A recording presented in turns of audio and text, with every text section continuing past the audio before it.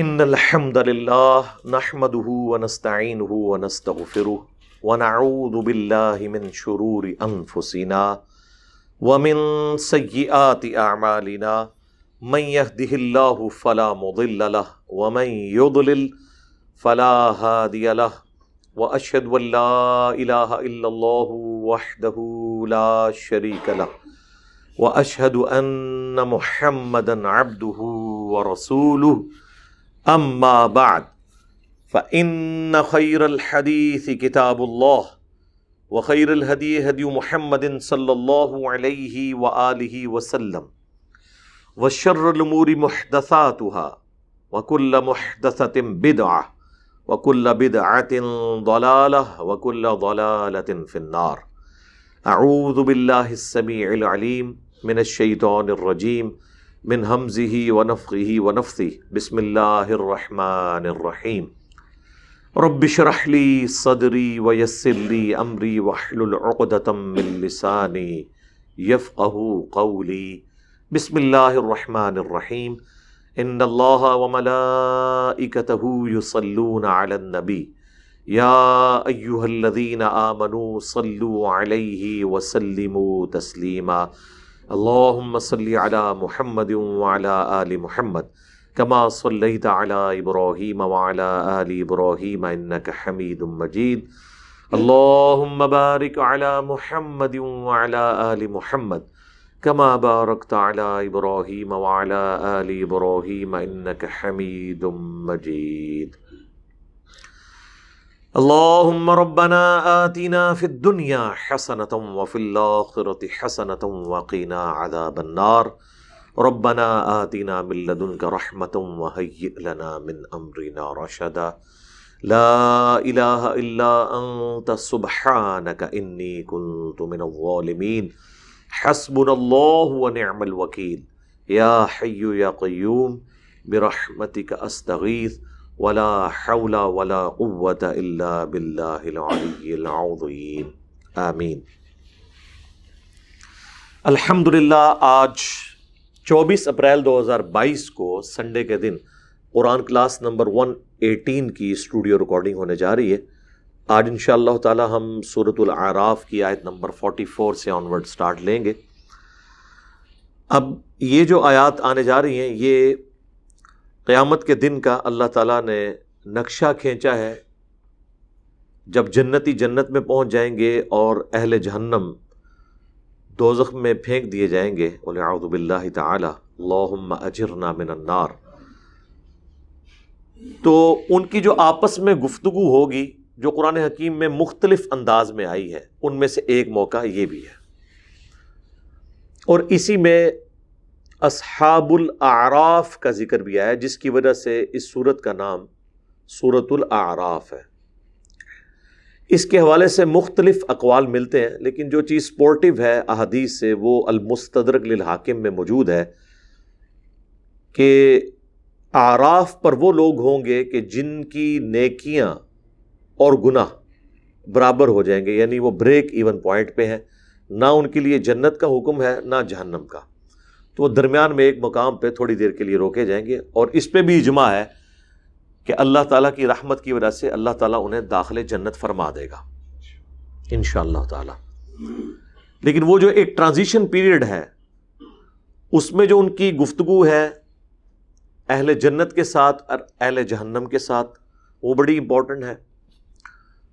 اس حال میں کہ وہ خود بھی اس چیز سے ڈر رہے ہیں کہ ہمارے لیے جہنم کا فیصلہ نہ ہو جائے اور جنت کے وہ طلبگار ہیں اللہ کے حضور. اللہ کا نام لے کے شروع کرتے ہیں. اعوذ باللہ من الشیطان الرجیم. بسم اللہ الرحمن الرحیم. وَنَادَى أَصْحَابُ الْجَنَّةِ أَصْحَابَ النَّارِ. اور ندا دیں گے اہل جنت دوزخیوں کو ان قد وجدنا ما وعدنا ربنا حقا، کہ بے شک ہم نے تو پا لیا ہے سچا اس وعدے کو جو ہمارے رب نے کیا تھا وہ پورا ہو گیا. کہ دنیا میں اگر زندگی پیغمبروں کی اطاعت میں گزارو گے، کتابوں کی پیروی کرو گے تو اللہ کی رحمت کا مقام جنت ملے گا انشاءاللہ تعالی. اللہم اجعلنا منہم. آمین. فَهَلْ وَجَدْتُمْ مَا وَعَدَ رَبُّكُمْ حَقًّا، تو کیا تم نے بھی اس وعدے کو سچا پا لیا ہے جو تمہارے رب نے تم سے کیا تھا؟ ہائے ہائے ہائے،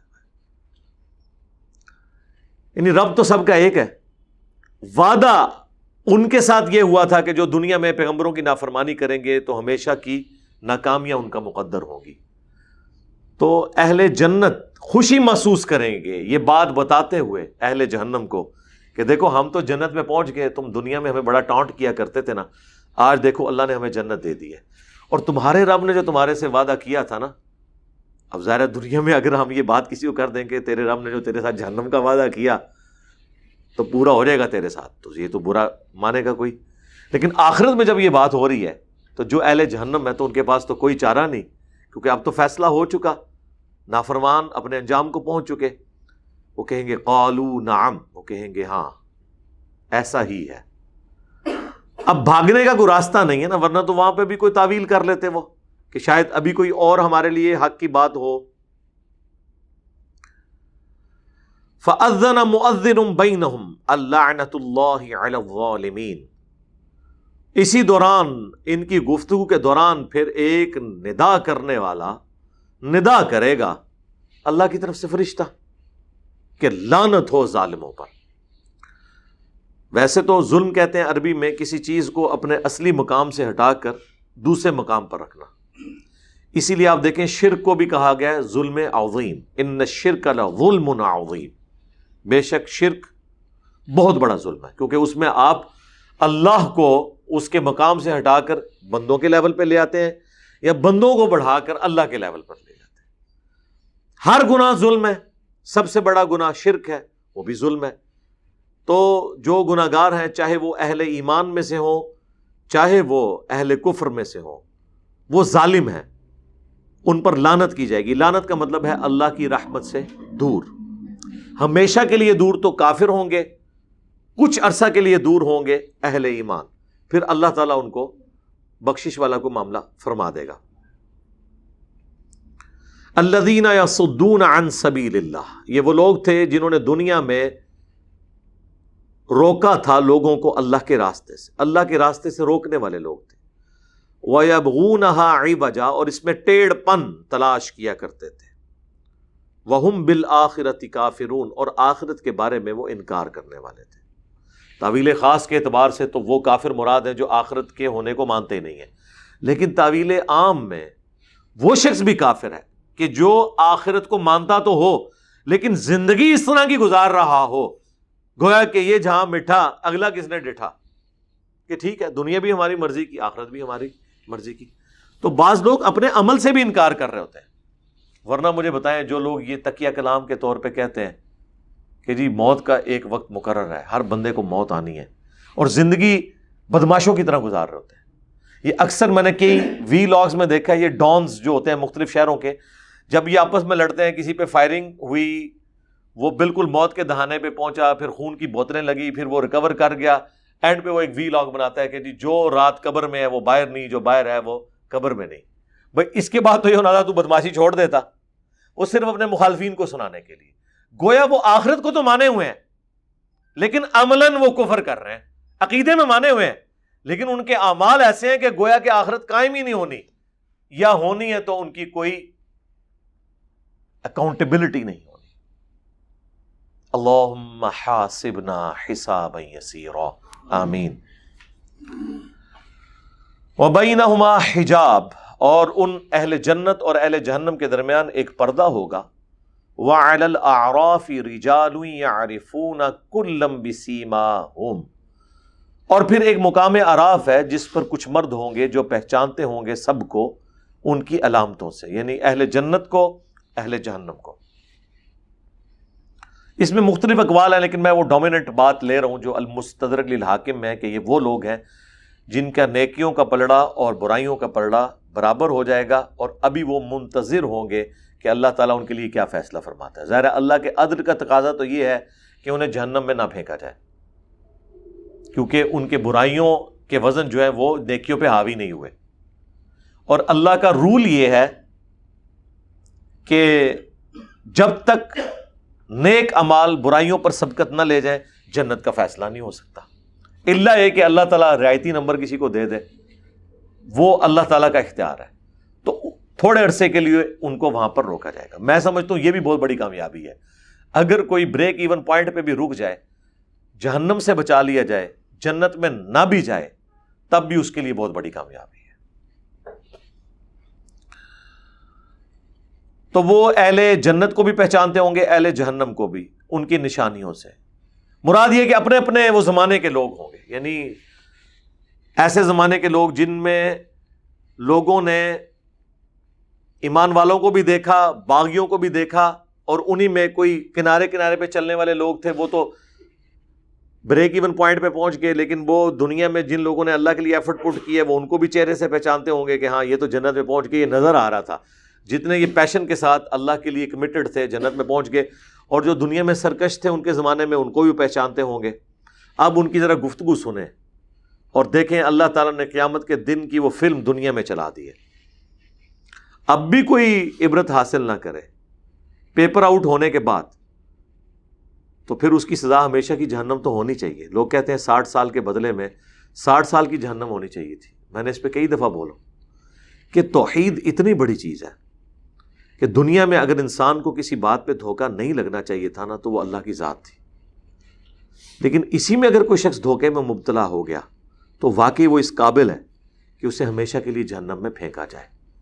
باقی اللہ کا معاملہ اور اس کے بندے کا معاملہ الگ، لیکن یہ جرم خود اتنی بڑی انٹینسٹی رکھتا ہے، جبکہ اس کے بعد کتابیں بھی آ جائیں، پیغمبر بھی آ جائیں، کوئی بہانہ باقی نہیں رہتا کہ کوئی شخص حق سے اناد کرے۔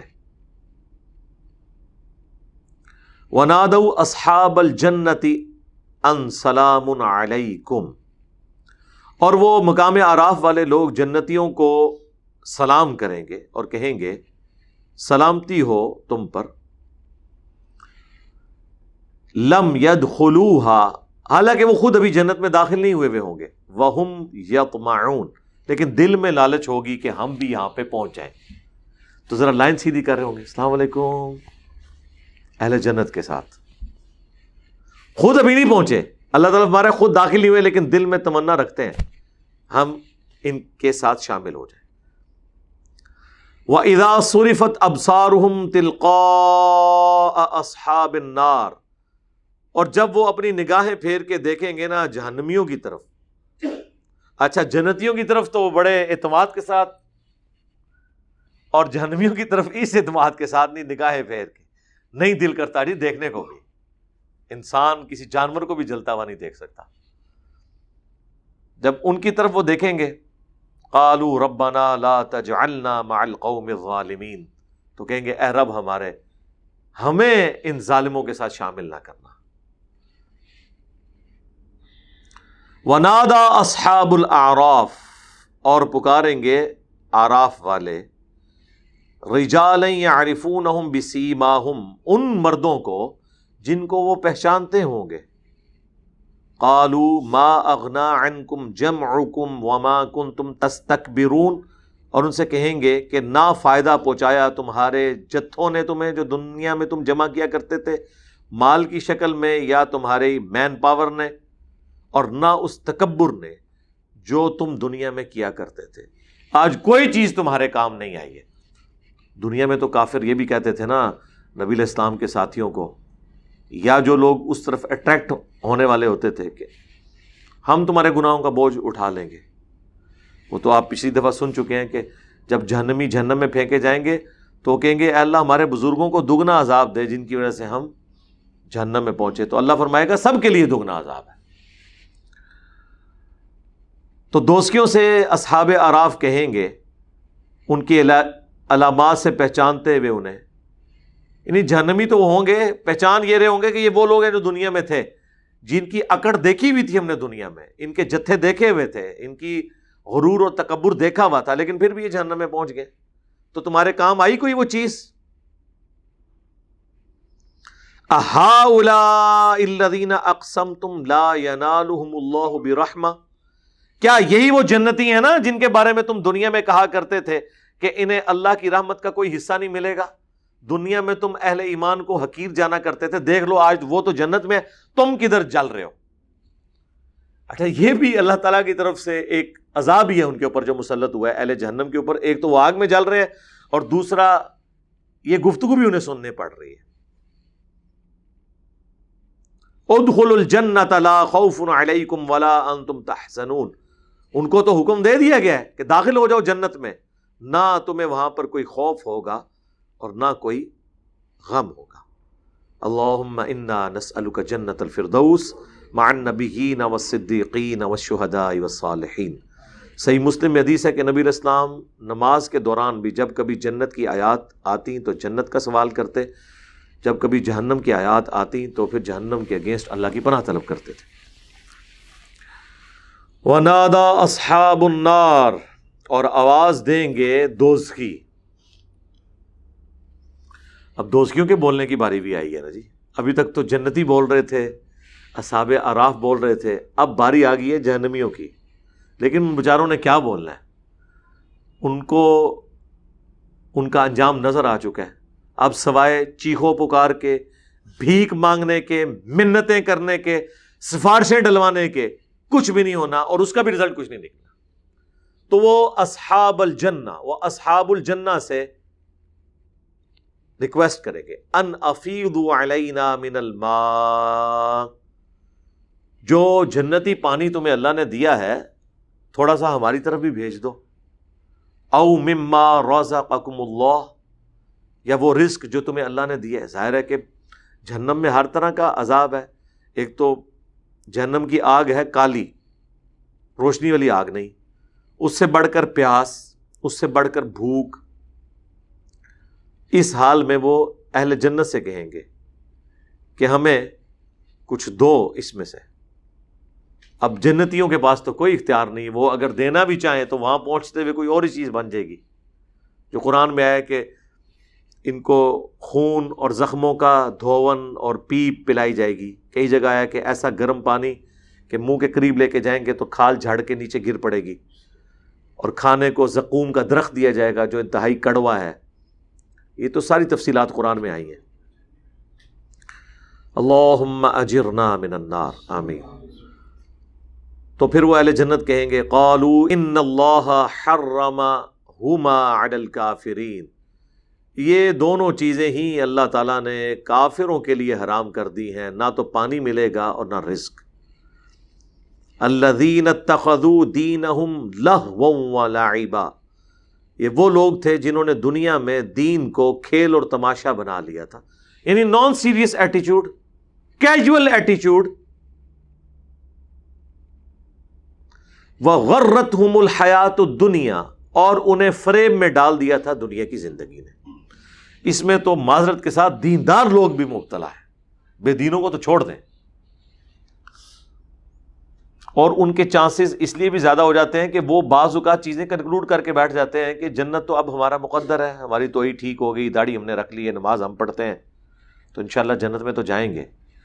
لیکن کہیں نہ کہیں پھر ایک ایسا معاملہ ہو جاتا ہے کہ جس کی وجہ سے وہ معاملات ان سے اوور لک ہو جاتے ہیں. کسی جگہ تو بہت احتیاط کر رہے ہیں اور کسی جگہ وہ گناہ کبیرہ میں مبتلا ہیں. فَالْيَوْمَ نَنْسَاهُمْ كَمَا نَسُوا لِقَاءَ يَوْمِهِمْ هَذَا, تو آج انہیں بھی بھلا دیا جائے گا جیسا کہ انہوں نے آج کے دن کی ملاقات کو بھلا دیا تھا. یہ تو ہے لفظی ترجمہ, لیکن چونکہ اب عربی زبان اردو میں ٹرانسلیٹ ہو رہی ہے, اگر ہم یہ لفظی ترجمہ کرتے ہیں نا بھلانے والا, تو یہ خطرناک نہیں خطرے ناک ہے. کیوں؟ اللہ تو بھول سکتے ہی نہیں. اسی لیے اعلیٰ حضرت نے جب اس کا ترجمہ کیا, انہوں نے ترجمہ کیا اللہ ان کو ان کے حال پر چھوڑ دے گا. پیر کرم شاہ صاحب کا ترجمہ میرے سامنے پڑا ہے, انہوں نے ترجمہ کیا ہے کہ انہیں فراموش کر دیا جائے گا جیسا کہ انہوں نے بھلا دیا تھا دنیا میں اللہ کی ملاقات کو. یعنی وہ ان کے لیے لفظ بھولنا ہی استعمال کیا ہے, اللہ کے کانٹیکسٹ میں جو لفظ استعمال کیا ہے فراموش, یعنی اللہ بھولا نہیں ہے بلکہ ان کے حال پہ ان کو چھوڑ دے گا. گویا کہ جیسے ایک انسان دوسرے انسان کو بھلا دیتا ہے نا, اب اللہ کی تو طرف یہ بھولنے کی صفت نہیں نہ کی جا سکتی. تو ان کو ان کے حال پہ چھوڑ دے گا، جس طرح انہوں نے آج کے دن کی ملاقات کو فراموش کیا تھا، بھلا دیا تھا۔ وما كانوا بآياتنا يجحدون، اور وہ ہماری آیات کا انکار کیا کرتے تھے، اس میں حجت بازی کیا کرتے تھے، حق بات سے اناد کیا کرتے تھے۔ وَلَقَدْ جِئْنَاهُمْ بِكِتَابٍ فَصَّلْنَاهُ عَلَىٰ عِلْمٍ هُدًى وَرَحْمَةً، اور بے شک لے آئے ہیں ہم ان کے پاس ایک کتاب جس نے واضح کر دیا ہے اپنے علم سے، اس حال میں کہ وہ ہدایت ہے اور رحمت ہے، لِقَوْمٍ يُؤْمِنُونَ، ان کے لیے جو بات ماننا چاہیں، ایمان لانا چاہیں، یہ کتاب ان کے لیے رحمت ہے۔ اچھا، شروع میں تو مجھے آیت کے سٹارٹ سے لگا کتاب سے مراد نامہ اعمال کی کتاب ہے، لیکن جب یہ آیت مکمل کی ہے تو پتہ چلا کہ اس سے مراد قیامت کے دن نامہ اعمال کی کتاب کا ذکر یہاں پہ نہیں ہو رہا، وہ دوسری جگہوں پہ موجود ہے۔ یہاں مراد آخرت کا نقشہ کھینچ کے دنیا کے کافروں کو اور فاسقوں کو بتانا ہے کہ ہم جو یہ کتاب لے آئے یعنی قرآن اپنے علم کے ذریعے، یہ ہدایت ہے اور رحمت ہے، جو ایمان لانا چاہے اس کے ذریعے وہ آخرت کی ناکامیوں سے بچ سکتا ہے۔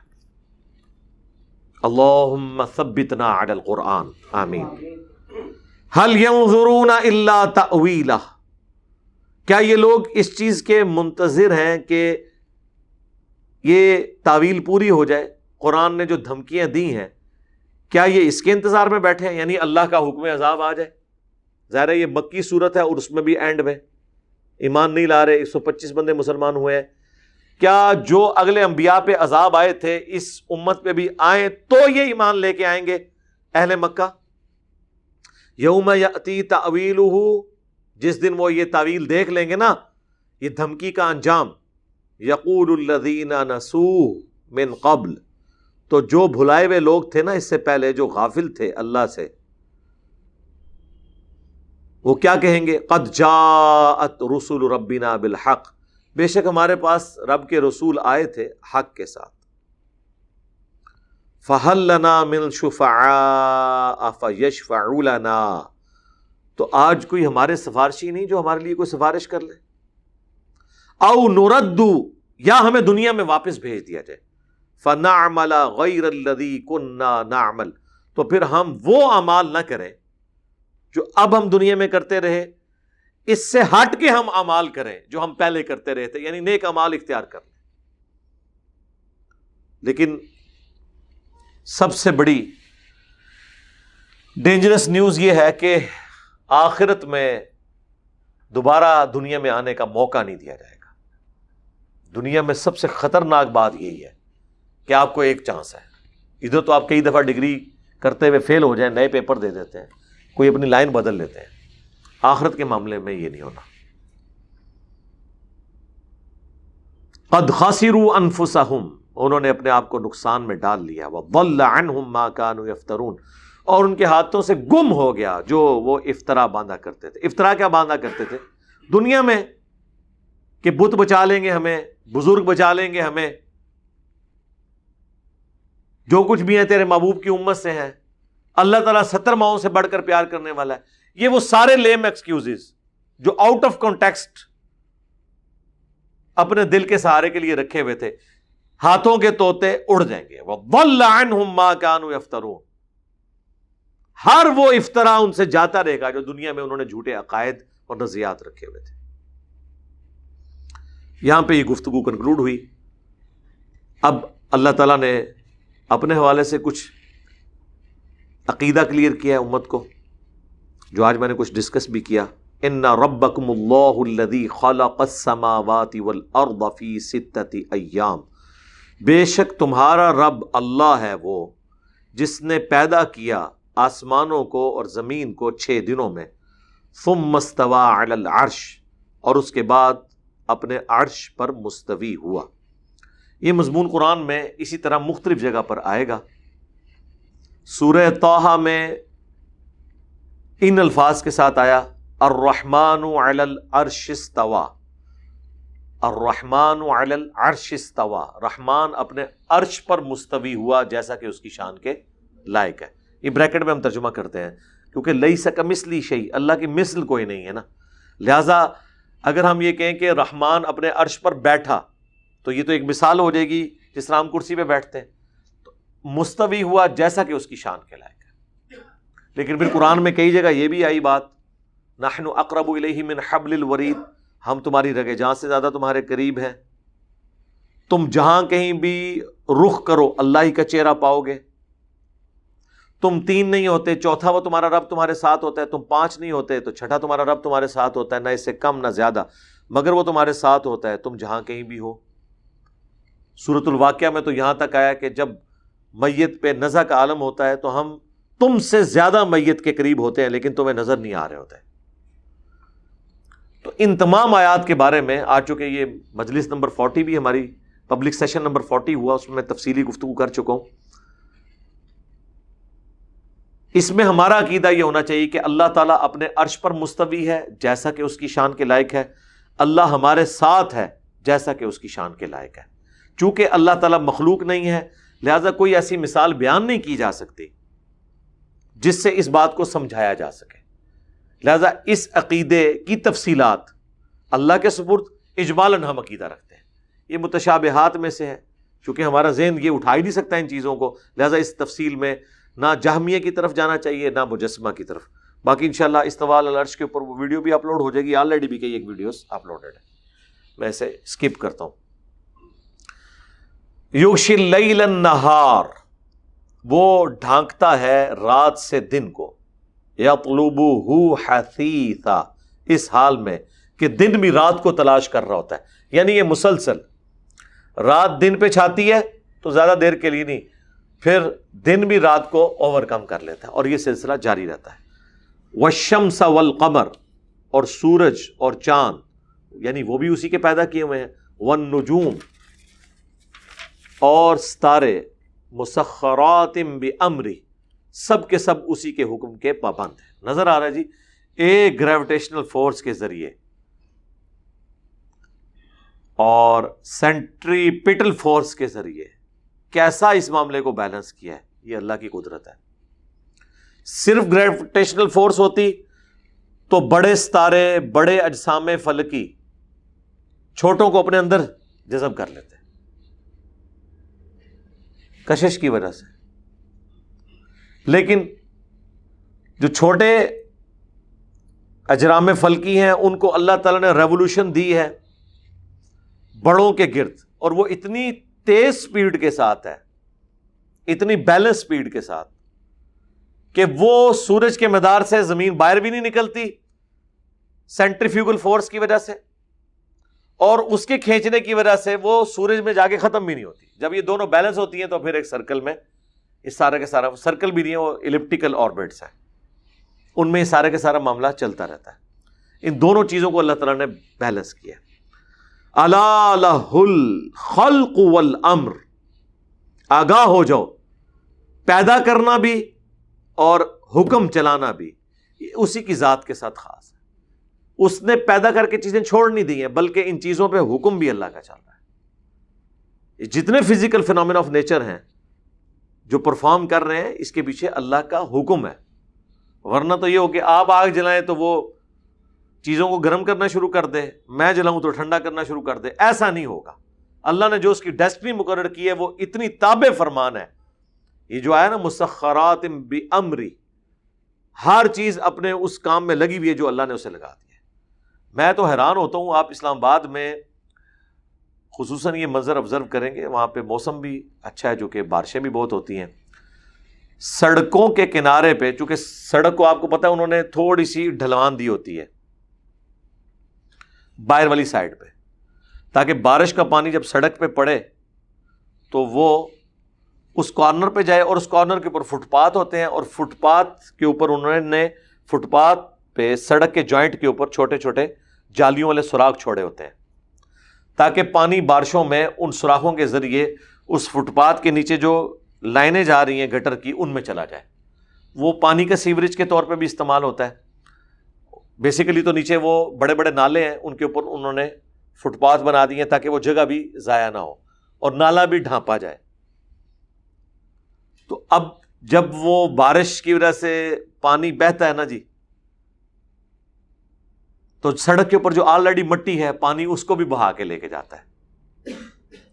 جب اس کو بہا کے لے کے جاتا ہے تو وہ جن سوراخوں سے اس پانی نے ان نالوں میں جانا ہوتا ہے وہ سوراخ ہوتے ہیں تنگ، وہاں پانی پہلے بہت سارا جمع ہوتا ہے، پھر آہستہ آہستہ اس میں سے کم ہوتا ہے.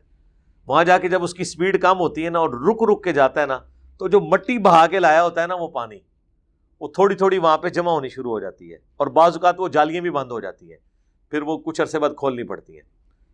سرکار وہ جو مٹی ساتھ ساتھ وہاں پہ جمع ہوتی ہے، یا فٹ پاتھ اور سڑک کے کنارے میں جو 90 ڈگری کا اینگل بن رہا ہے نا، اس کونوں میں بھی جہاں پہ مٹی تھوڑی وہ جمع ہوتی ہے نا، ادھر بھی سیمنٹ ہے، ادھر بھی سیمنٹ کی سڑک ہے یا دوسری ہے تارکول کی بنی ہوئی، اس جوائنٹ کے اوپر جو تھوڑی سی مٹی ہے نا سر، اس میں بھی پودے نکلے ہوئے ہوتے ہیں.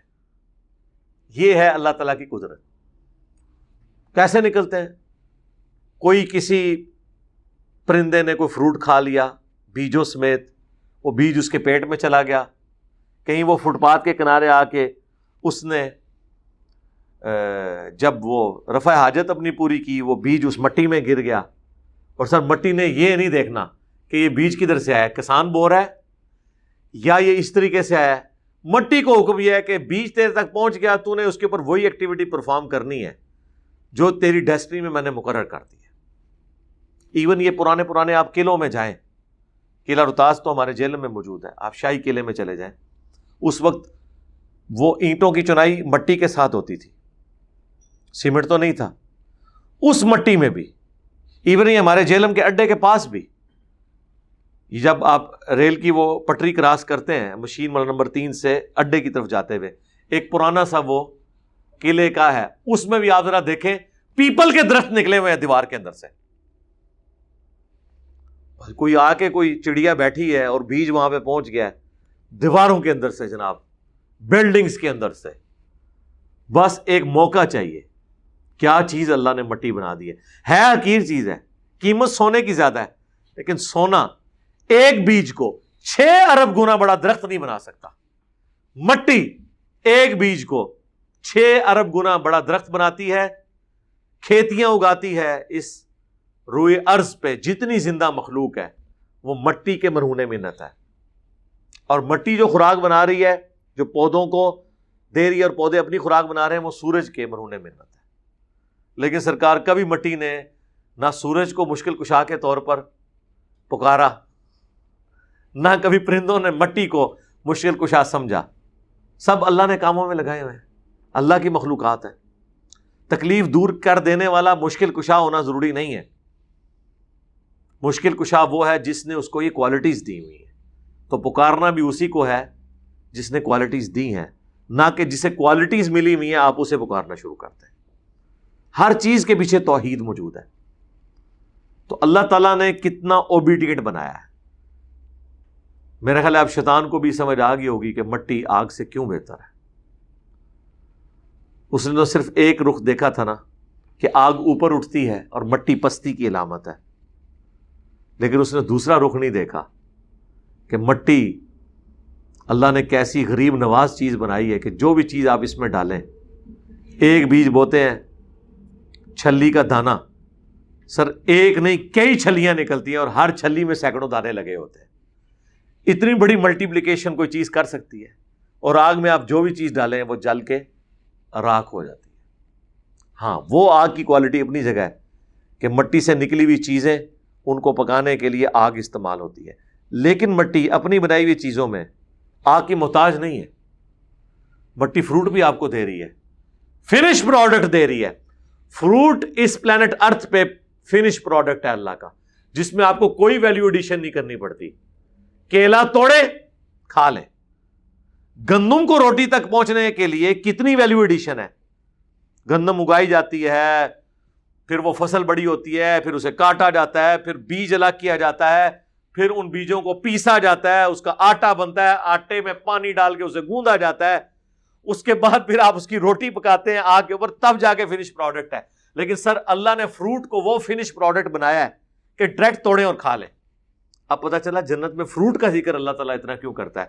کہیں کسی کو گمان نہ ہو کہ وہاں بھی جا کے کہیں کوئی چکی نہ چلانی پڑ جائے. فنش پروڈکٹ، ہر چیز فنش پروڈکٹ. آم ہے، سیب ہے، انار ہے، فریش، کوئی مخلوق کی انوالومنٹ نہیں ہے، جب بن کے تیار ہو گیا تو یہ اللہ نے مٹی کو وہ کوالٹی دی ہے. اس حوالے سے تو مٹی ظاہر ہے کہ آگ سے بہتر ہے. باقی اللہ نے ہر مخلوق کو کچھ کوالٹیز دی ہیں، کچھ کمزوریاں دی ہیں، لیکن ہمارا ایٹیچیوڈ یہ ہونا چاہیے کہ جس قدرت کی چیز کو بھی دیکھیں تو بے ساختہ کہیں سبحان اللہ، پاک ہے وہ ذات جس نے یہ کوالٹیز اس چیز کو دی ہیں. اس چیز کا کوئی کمال نہیں ہے، کمال اس ہستی کا ہے جس نے کوالٹیز رکھ دی ہیں.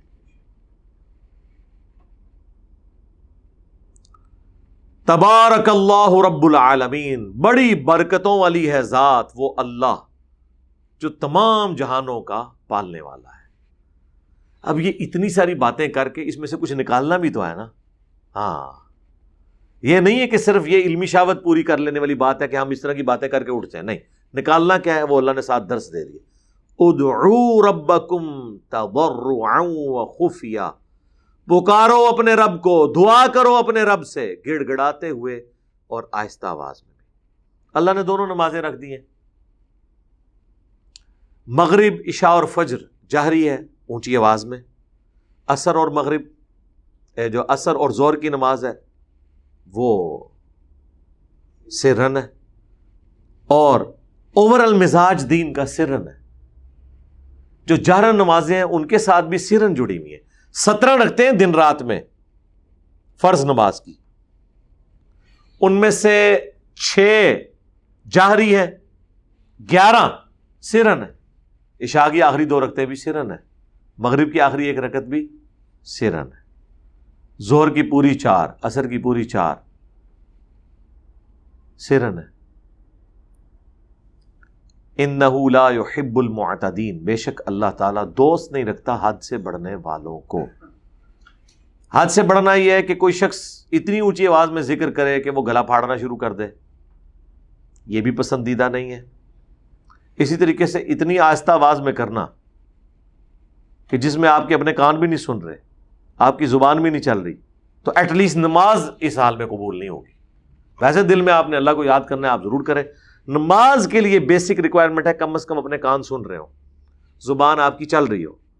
صحیح بخاری میں تعلیقاً یہ روایت ہے اور سنن ابن ماجہ میں پوری سند کے ساتھ ہے. ہم نے اپنے دونوں کارڈز پہ بلو اور گرین پہ لکھی ہے کہ میں اپنے بندے کے ساتھ ہوتا ہوں جب وہ میرا ذکر کرتا ہے اور اس کے ہونٹ ہل رہے ہوتے ہیں، تو یہ افضل ذکر ہے.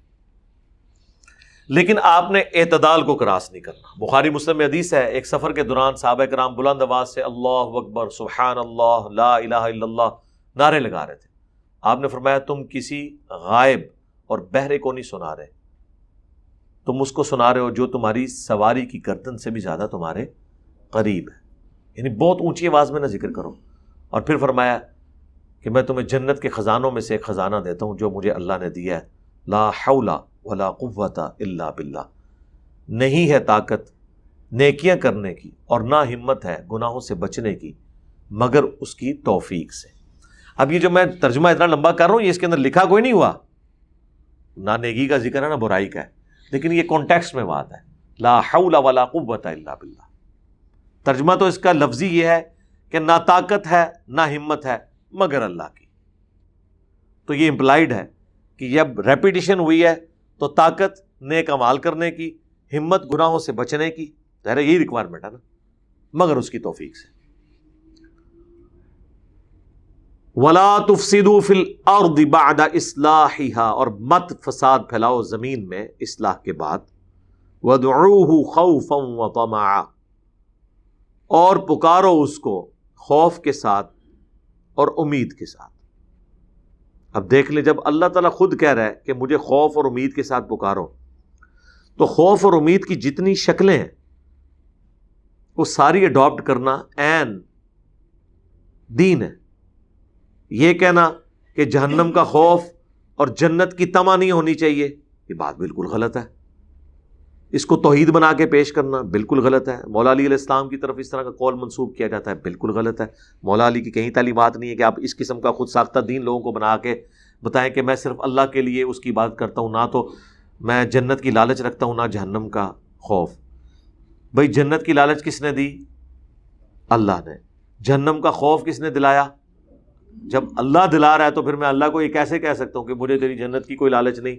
میرے سے زیادہ تو پھر اللہ تعالیٰ کی نعمتوں کی بے قدری کرنے والا کوئی نہیں ہوگا، اور مجھ سے زیادہ کوئی بے فکرہ نہیں ہوگا اگر میں کہوں کہ مجھے تیرے جہنم کا ڈر نہیں ہے۔ نہیں، اللہ تعالیٰ فرما رہا ہے پکارو اپنے رب کو خوف اور طمع کے ساتھ۔ اچھا، بعض لوگ کہتے ہیں نہیں، اس خوف اور طمع سے مراد ہے اللہ کا خوف اور اللہ کی طرف جو ہماری اٹریکشن ہے وہ طمع۔ بالکل ٹھیک ہے، یہ بھی معنی درست ہے، یہ بھی ہے، لیکن اللہ نے جس جنت اور جس جہنم کی نوید اور وعیدیں قرآن میں بیان کی ہیں وہ بھی تو اس میں شامل ہیں، وہ شیطان نے تو نہیں دی ہوئی، اللہ نے دی ہوئی ہے۔ اس کا کلائمیکس تو سورۃ الفرقان کی وہ آیت ہے، اللہ تعالیٰ نے اپنے نیک بندوں کی جب نشانیاں گنوائی ہیں نا، تو سر نیک بندے تو وہی ہیں نا جن کو اللہ اون کر رہا ہے۔ ایک تو آپ کے بنائے ہوئے ہیں، رابعہ بصریہ، ایک ہاتھ میں پانی کا لوٹا ایک ہاتھ میں آگ، کہ پانی سے جہنم کو بجھا دوں گی اور آگ سے جنت کو آگ لگا دوں گی، نعوذ باللہ۔ یہ تو کہانی ہے، مزے لیتے رہے۔ اور ایک وہ ہے جو اللہ تبارک و تعالیٰ آپ کو سکھا رہا ہے۔ تو اللہ نے نیک بندوں کی نشانی بتائی ہے سورۃ الفرقان میں، ربنا اصرف عنا عذاب جہنم ان عذابها کان غراما۔ میرے نیک بندے مجھ سے دعا کس طرح کرتے ہیں، اے رب ہمارے ہم سے جہنم کا عذاب پھیر دے، بے شک جہنم کا عذاب یہ ہمارے گلے کا پھندا بن چکا ہے، ہر وقت لٹکتی تلوار ہے ہم پہ، اے اللہ ہم سے دور کر۔ اللہ اپنے نیک بندوں کی نشانی یہ بیان کر رہا ہے کہ وہ مجھ سے کہتے ہیں کہ بچا لے ہمیں آگ سے۔ یہ کہتے ہیں نیک بندے وہ ہیں جو کہتے ہیں ہم جنت کو آگ لگا دیں گے اور جہنم کو بجھا دیں گے تاکہ صرف لوگ اللہ کے لیے اس کی عبادت کریں۔ یہ بات ہوتی تو رابعہ بصریہ تو آپ کی یہ کہہ رہی ہیں، اور ہمارے ربیہ یہ کہہ رہے ہیں، جو صحیح مسلم میں حدیث ہے، ایک صحابی تھے ربیہ جو نبی علیہ السلام کو وضو کرواتے تھے، سمندر رحمت جوش میں آیا، آپ نے فرمایا سل ربیہ، مانگ ربیہ کیا مانگتا ہے؟ ان کا یا رسول اللہ جنت میں آپ کا پڑوس۔ تیاری کر کے بیٹھے ہوئے تھے، حضور نے کہا کچھ اور مانگ لے، ان کا نہیں یا رسول اللہ بس اتنا ہی، بس کیا اس کے بعد کیا چیز رہ گئی ہے؟ اس سے بعد ایک ہی چیز رہ گئی ہے کہ یا اللہ پیغمبر بنا دے، اور وہ ہے وہابی۔ اس کے بعد اگر کوئی دعا دنیا میں سب سے بڑی مانگی جا سکتی ہے نا کہ پیغمبر نہیں بنا سکتا، تو پیغمبروں کہ امام کا پڑوس مل جائے، نبی علیہ السلام کا، اللہم اجعلنا منہ۔ تو حضور نے فرمایا پھر کثرت سجود سے میری مدد کر، یعنی میں دعا کروں گا لیکن تو بھی تھوڑا گڑ تو بھی ڈالنا، میٹھا ہو، تو بھی محنت کر، میری دعا تیرے لیے کیٹالسٹ کا کام کرے گی۔ تو حضور نے تو ان کو نہیں کہا کہ یہ کیا تو جنت کا سوال کیوں کر رہا ہے، تجھے تو چاہیے تھا کہ میں اللہ کی محبت کی وجہ سے اللہ کی عبادت کرتا ہوں۔ ان زمانوں میں یہ عقیدے نہیں ہوتے تھے، یہ سب خرافات صوفیاء کے زیر اثر آئی ہیں۔ اس زمانے میں وہ دین تھا جو قرآن و سنت میں تھا۔ اس کا مطلب ہے یہ جو اللہ نے غلو سے روکا ہے نا، غلو آپ اللہ کی شان میں بھی نہیں کر سکتے، یہ غلو ہی ہے نا اللہ کی شان میں، کہ اللہ جو چیز نہیں کہہ رہا وہ آپ کہہ رہے ہیں۔ اللہ کی شان میں یہ بھی غلو ہے کہ کوئی شخص کہے کہ میں پیغمبروں کے بغیر اللہ تک پہنچنا چاہتا ہوں۔ بھائی جب پیغمبروں کو اللہ ہی نے ذریعہ بنایا ہے اور ان کو رول ماڈل بنایا ہے اور ان پہ نازل ہونے والی کتابوں کی پیروی کا ہمیں حکم دیا ہے، اب ہم اللہ کے ساتھ اس بات پہ کیسے جھگڑ سکتے ہیں کہ یا اللہ پیغمبروں کو نکال، میں تیری عبادت کرنا چاہتا ہوں اپنی مرضی سے؟ تو اسے کہا جائے گا شیطانی توحید۔ رحمانی توحید وہ ہے کہ جو اللہ نے آپ کو سکھائی ہے پیغمبروں کے ذریعے، تو یہ بھی اللہ کی شان میں غلو ہوگا کہ کوئی شخص یہ کہ اللہ مجھے جنت جہنم نہیں چاہیے، یعنی آپ ڈیگریڈ کر رہے ہیں۔ تو جنت کو ڈیگریڈ کرنا یہ اللہ کی قدرت کا، اس کی نعمت کا مذاق اڑانا ہے۔ اور سب سے بڑی بات، ہمیں تو وہ جنت چاہیے جہاں پہ ہمیں اللہ کا دیدار ہوگا، وہ جنت ہمیں چاہیے جہاں پہ نبی علیہ السلام کا پڑوس ملے گا انشاءاللہ تعالی۔ وہ ہمارے ایکس مرشد جو ہے نا باپا جانی، انہوں نے ایک شعر نعت لکھی بڑی لمبی، اس میں ان کا شعر تھا کہ خدا گر قیامت میں فرمائے مانگو، لگائیں گے دیوانے نعرہ مدینہ۔ تو اب انہوں نے اپنے عشق و سرور میں، وجدان میں، وخر جہاں میں ایک شعر کہہ دیا کہ قیامت کے دن اگر اللہ تعالیٰ نے ہم سے پوچھا نا کہ کیا چاہیے، تو ہم کہیں گے مدینہ چاہیے۔ تو اس پہ گرفت کی غلام سعیدی صاحب نے، بریلوی عالم ہے، وہ کہتے ہیں یار قیامت والے دہاڑے مدینے جا کے لینا جے، جس کی وجہ سے مدینے جانا تھا وہ تو جنت الفردوس میں ہے، تو جنت مانگو۔ عقل کام ہی نہیں کرتی لوگوں کی۔ بھئی مدینے کے ساتھ ہماری نسبت کس وجہ سے ہے کہ نبی علیہ السلام تشریف فرمائے، جب اللہ کے نبی جنت میں ہوں گے تو ہم نے مدینے جا کے کیا کرنا ہے؟ بس اب وہ نعرے ہم بھی اس وقت پڑھتے تھے، بڑا جھومتے تھے، واقعی یار جنت بھی نہیں چاہیے، مدینہ چاہیے۔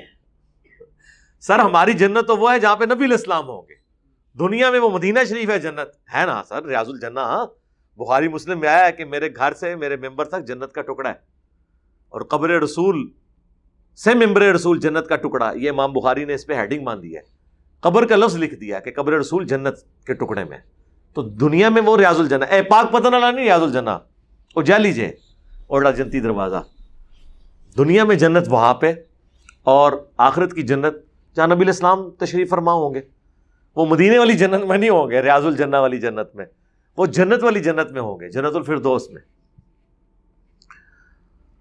اللہم انا نسألک جنت الفردوس مع النبیین والصدیقین والشہداء والصالحین آمین۔ تو انہوں نے کہا بھئی ہم تو پھر اللہ سے یہی مانگیں گے کہ ہمیں جنت میں بھیج۔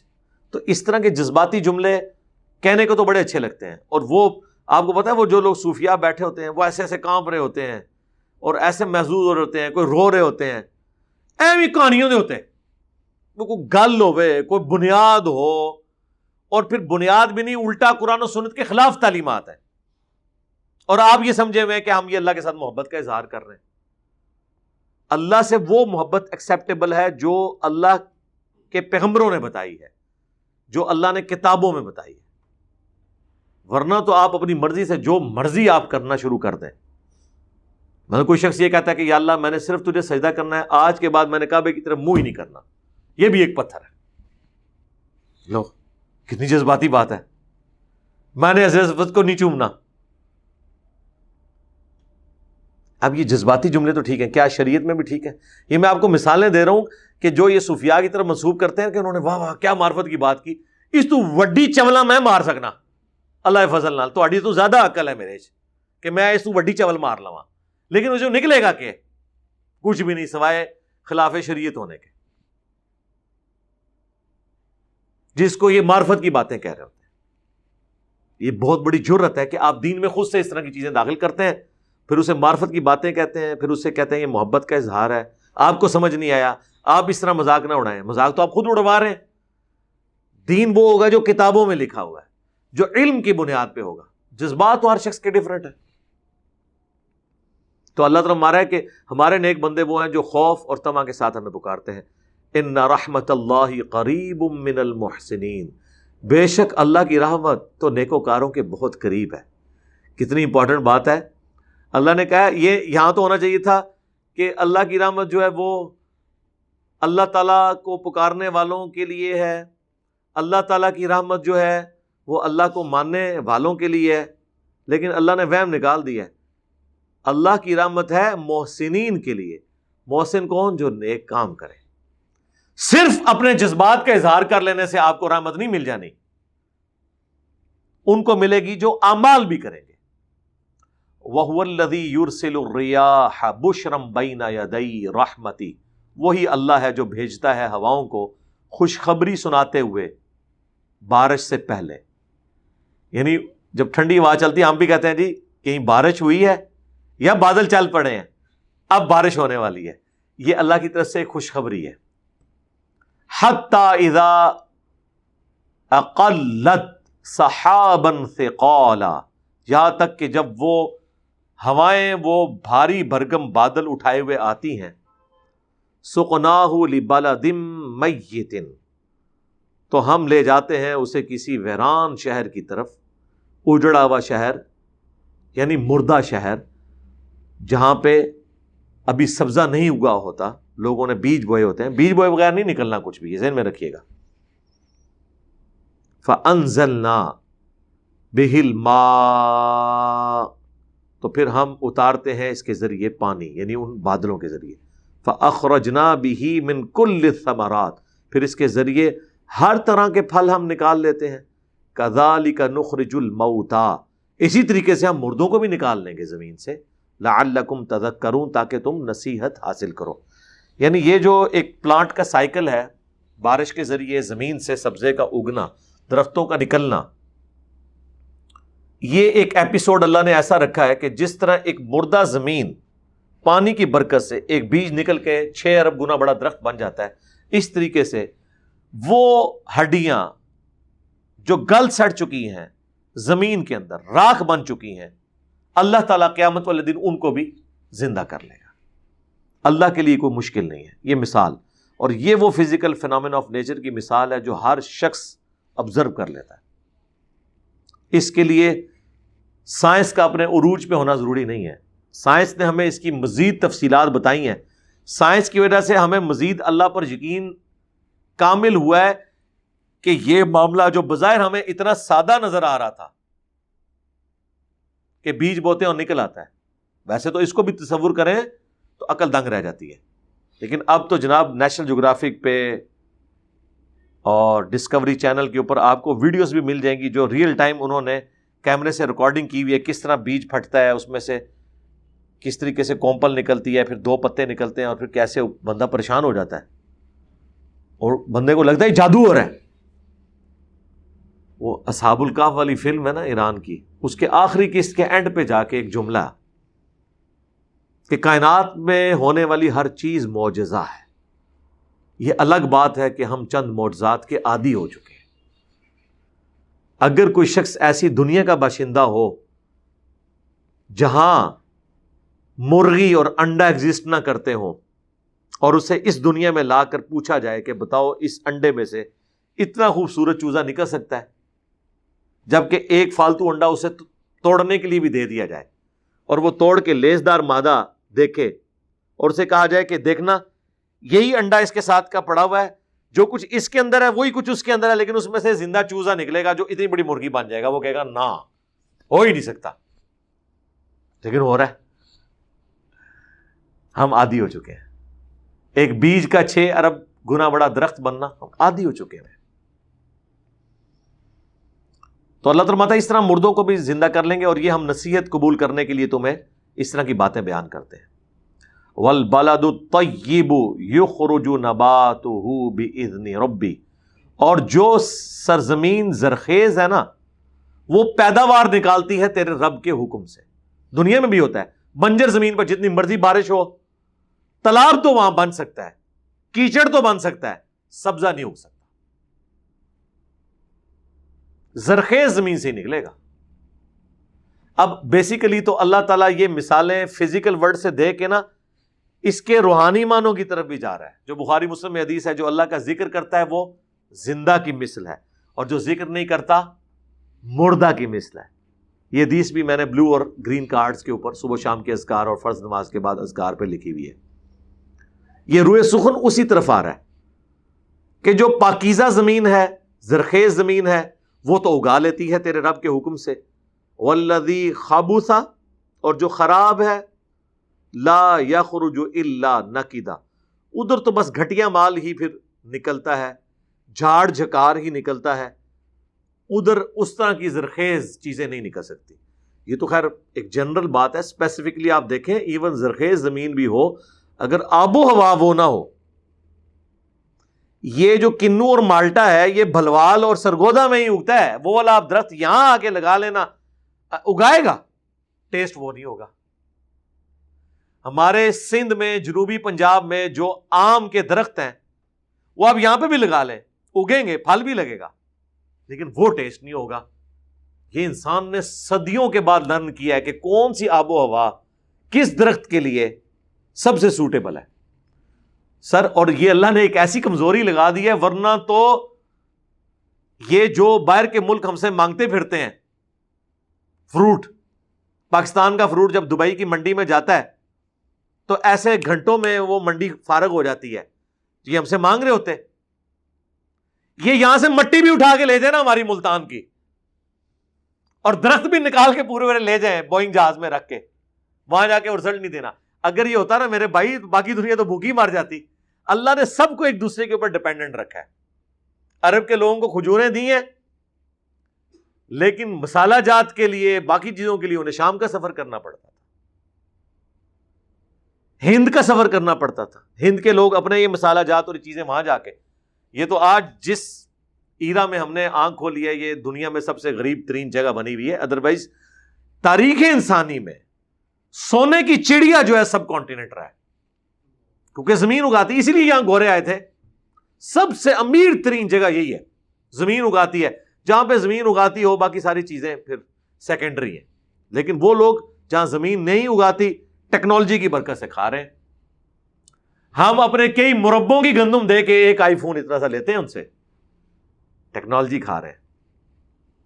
ٹھیک ہے، بہرحال یہ ہے کہ پرفتن دور کے اندر جو بخاری مسلم میں آیا کہ وہی بچے گا جو اپنی بکریاں بھیڑیں لے کے کسی پہاڑ کی چوٹی پہ ہوگا، اپنا اگائے گا، اس میں سے کھائے گا، وہ بچ جائے گا، باقی مارے جائیں گے۔ حقیقت بات ہے، اگر دنیا کے وہ حصے جو گندم اور کھانے کی چیزیں سپلائی کرتے ہیں یہ روک لیں تو آئی فون کھا کے کوئی زندہ نہیں رہ سکتا، سامسنگ کے ذریعے کوئی شخص اپنی پیاس نہیں بجھا سکتا۔ ٹھیک ہے، تو یہ اللہ تعالیٰ نے سب کو at the end of the day balance کیا ہے، کسی کو کوئی چیز دی ہے، کسی کو کوئی چیز دی ہے۔ تو جو خراب زمین ہے وہ تو پھر گھٹیا قسم کا مال اگائے گی، وہاں پہ جھاڑ جھنکار ہی ہوگا، اور جھاڑ جھنکار آپ کو پتہ ہے آگ جلانے کے لیے استعمال ہوتی ہیں جھاڑیاں، اس میں سے آپ کو رزق نہیں حاصل کر سکتے۔ کذالک نصرف الآیات لقوم یشکرون، اور اس طریقے سے ہم اپنی آیات کو پھیر پھیر کر بیان کرتے ہیں ان لوگوں کے لیے جو شکر گزار ہیں، جو شکر گزاری کی روش اختیار کرنا چاہتے ہیں۔ وہ ہر دفعہ ہماری بات کو جب ڈفرنٹ انداز میں بات وہی ہو رہی ہے سنیں گے تو بے اختیار وہ اللہ کا شکر ادا کریں گے، جس طرح ہم کہتے ہیں سبحان اللہ۔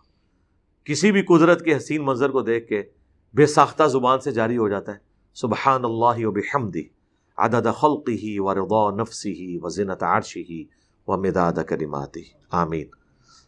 یہاں پر یہ رکوع بھی مکمل ہوا ہے آیت نمبر 58 پہ۔ اب انباء الرسل کا سلسلہ شروع ہو گیا۔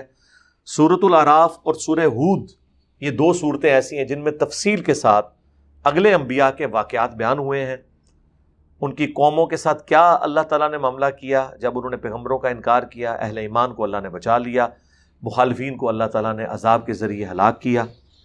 یہ ایک اس کا انٹرسٹنگ پورشن ہے۔